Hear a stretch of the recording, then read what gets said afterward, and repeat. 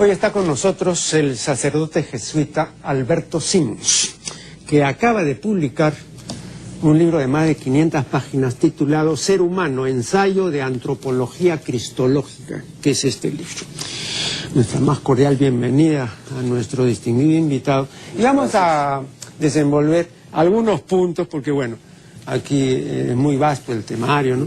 De modo que por razones de tiempo solamente vamos a ocuparnos de algunas cosas. Usted que en la página 42 dice lo siguiente: el hombre tiene una capacidad increíble de autoengañarse y también de destruirse y destruir a sus semejantes. Efectivamente. Y en la página 330 usted dice, pero esta historia, la historia de la humanidad, no ha terminado, pues queda todavía en el hombre una buena parte de bestialidad aún no dominada. Efectivamente. Bien, yo traía a colación estas dos citas por una razón muy sencilla, porque creo que hay que aclarar que este hombre al que usted se refiere es el hombre armado, no es el hombre a secas, ¿no? Y además es el hombre principalmente citadino y urbícola, porque el hombre de campo normalmente no comete asesinatos ni realiza matanzas pues colectivas, ¿no? Salvo que se haya pertrechado pues de armas y municiones, ¿no? Y entonces lógicamente sí, pero normalmente no. Pero el hombre de ciudad y el hombre de urbe, el citadino y el urbícola sí, ¿no? Ahora uno se pregunta, como yo me he preguntado, ¿por qué el hombre usó armas? Desde mi punto de vista, el hombre usó armas, en primer lugar, porque perdió el caudal instintivo que caracteriza y que rige la conducta de los otros animales. Esta pérdida significó el advenimiento de la inteligencia superior. Y además asumió la posición bípeda, lo cual le permitió la libertad de las extremidades superiores, ¿no? Y esta libertad le permitió lanzar el primer proyectil, ¿no? Que con toda seguridad fue una piedra, ¿no? Entonces así comenzó la carrera armamentista del hombre. Konrad Lorenz ha dicho, me parece con razón, que la historia del hombre es, entre otras cosas, la historia de una desinhibición, que va desde el lanzamiento del cavernícola de una piedra hasta el lanzamiento actual pues de misiles atómicos, ¿no? Hay una desinhibición en la trayectoria de la carrera humana. Ahora bien, se dice que el hombre descubrió las armas. Yo creo, juntamente con el señor Robert Aldrin, que fue al revés. Las armas descubrieron al hombre. Es decir, revelaron verdaderamente quién es el hombre, ¿no? Un asesino potencial, ¿no?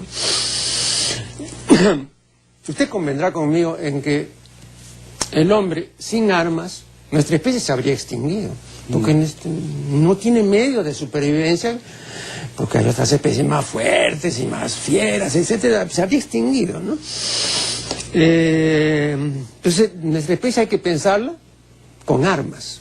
Ese hombre al que usted se refiere y al que se refieren todos, es el hombre armado.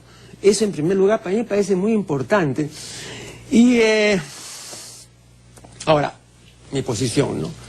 Yo creo que este hombre armado hace mucho daño, ¿no? Hace también bien, ¿no? Pero hace más daño que bien, ¿no?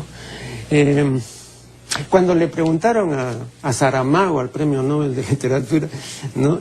¿Por qué era tan pesimista? Saramago dijo, no, yo no soy pesimista, lo que pasa es que el mundo es pésimo, ¿no?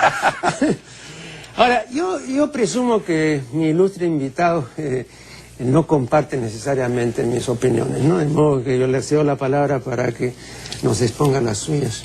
Sí, no, claro. Yo lo que he querido hacer énfasis en algún momento del libro, en el hombre real, ¿no es cierto? No idealizar al hombre, porque conviene partir de lo que somos y de lo que hemos sido. Y como usted hacía alusión, el hombre ha evolucionado gracias a que ya no vive del puro instinto, ¿no es cierto? Claro. Entonces es un ser inacabado, inconcluso. Y eso que parece una deficiencia respecto del animal, el animal lo realiza la naturaleza, el hombre no. Entonces eso le ha posibilitado al hombre el desarrollo, o lo ha obligado a desarrollar la inteligencia y la libertad, porque él mismo tiene que acabarse, tiene que concluirse, ¿no es cierto? Y en ese afán, claro, por ejemplo, la inteligencia y la libertad es de lo mejor que tiene el hombre, pero también es de lo peor que puede tener el hombre, porque se puede utilizar para el bien y para el mal.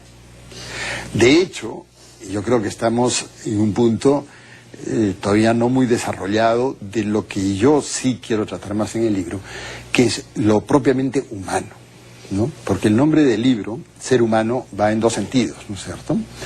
Va en el sentido de estudiar al ser humano, no el ser humano, y el ser humano además que es Jesús en concreto, que nos revela lo que es, por lo menos a los cristianos, lo que es ser humano.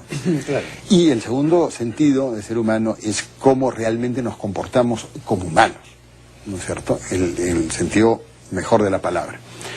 Pero evidentemente, por ejemplo, las guerras que ha vivido el hombre en el siglo XX es una demostración que estamos en la barbarie, todavía. Para mí las guerras son demostraciones, y yo espero que en el siglo, yo decía en el siglo XX, en el siglo XXI, ahora digo, probablemente, ojalá que sea en el siglo XXII, que dirán, esos hombres del siglo XX y XXI eran bárbaros porque se mataban unos a otros con la guerra. Una interrupción. Las armas le permitieron al hombre hacer tres cosas que nunca había podido hacer, porque nunca había sido realmente humano. Ahora, estas tres cosas que le permitieron me parecen evidentes, no sé qué pensará usted. En primer lugar, le permitieron matar a distancia, cosa que nunca había podido hacer antes del advenimiento de las armas. En segundo lugar, le permitieron matar sin ser visto.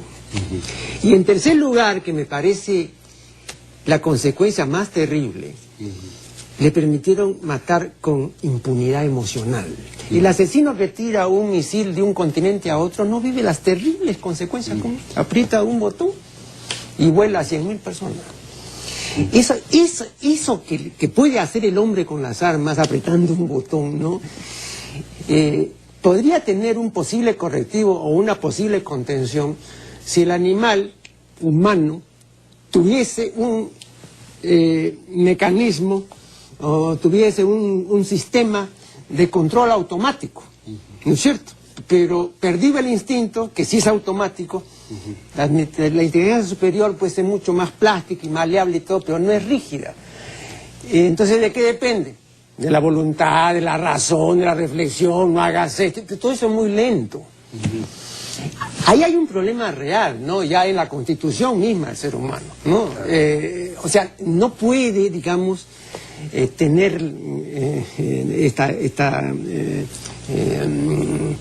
capacidad racional del ser humano, la velocidad que tiene el cerebro emocional, que es pues muchísimo más veloz, ¿no? Claro. Entonces cualquier consideración, especulación o cualquier entrada en razón se demora, pues, ¿no? Entonces yo creo que hay esta dificultad que ya le es inherente, ¿no? Independientemente de otros factores, ¿no? Sí, sí. A mí, justamente, sobre todo el último punto que usted trataba, el poder matar a distancia sin darse cuenta, de alguna manera, de las barbaridades que está haciendo. A mí me pasó cuando vi a George Bush decir, con una gran satisfacción, decir, hemos comenzado la primera guerra del siglo XXI, cuando fue el ataque a... no Afganistán, sino Irak, ¿no? La guerra de Irak. Ajá. Pero lo decía como si fuera un gran logro, es decir, hemos comenzado la primera guerra del siglo XX. A mí me espantó, es decir, que se anunciara como algo bueno el comenzar una guerra. Y la primera guerra del siglo XX. Ahora, yo lo que creo es que ese es el precio también, como usted lo insinuaba, del aprendizaje humano, ¿no? El animal no tiene que aprender. Lo humano se aprende y se enseña. Y eso significa tiempo. Pero, perdón, me estás indicando que debemos hacer una pausa. No, pero una brevísima intervención mía. Vea, para no remontarnos tanto, hablemos del Paleolítico Superior. Son 40.000 años. No, pues ya en 40.000 años hemos podido aprender. Bueno, después vamos a ver lo que nos dice el padre acerca de este punto. Adelante.